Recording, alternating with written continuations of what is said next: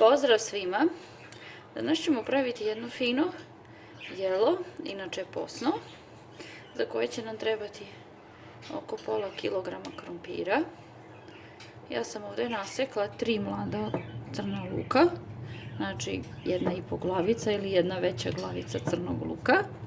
Onda imamo 250 grama skuše iz konzerve i malo soli. Počinjemo od toga što ćemo obariti krompir. Isjeckajte ga sitnije da biste ga skuvali. To smo obarili, procedili krompir. Ovako ćemo ga samo lagano usitniti. Ne treba nam da bude pire, već jednostavno samo ga iseckamo na sitnije komade.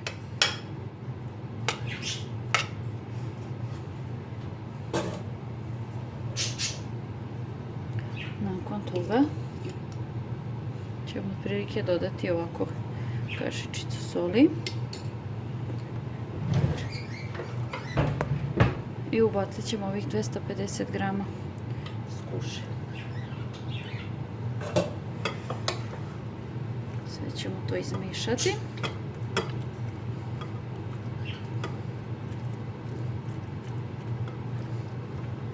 Znači ništa ne sitnite previše.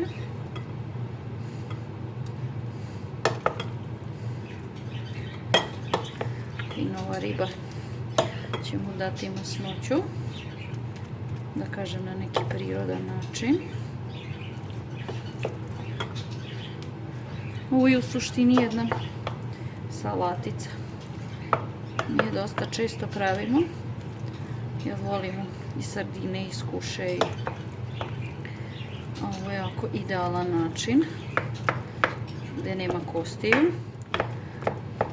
Zato posebno volimo ribe iz konzerve.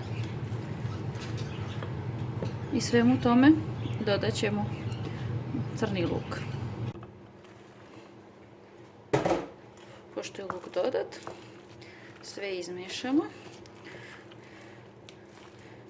Volim sada pogotovo u proleće kada ima mladog luka da koristim mladi luk. Em je ovako lepše, zelenije, šarenije. Em mi je nekako finije da jedem mladi luk nego onaj redovan. I ovako dobijete jednu finu salaticu.